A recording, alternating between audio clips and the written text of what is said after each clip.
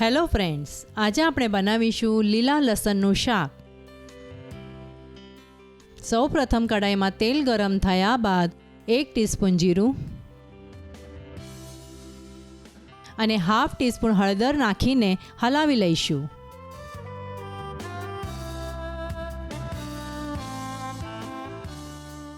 પછીથી એમાં 200 થી 250 ગ્રામ લીલું લસણ ઝીણું સમારીને નાખી દઈશું.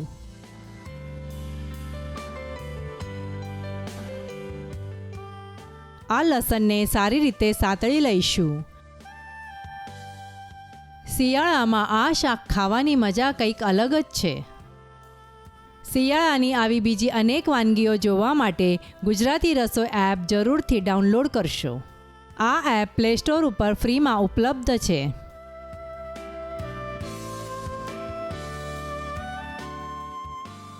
હવે એમાં 3 થી 4 ઝીણા સમારેલા ટામેટાં નાખીને સાતળી લઈશું.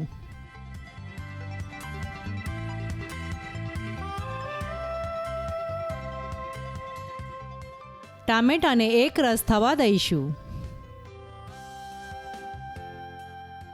પછીથી એમાં 1.5 થી 2 ટીસ્પૂન લાલ મરચું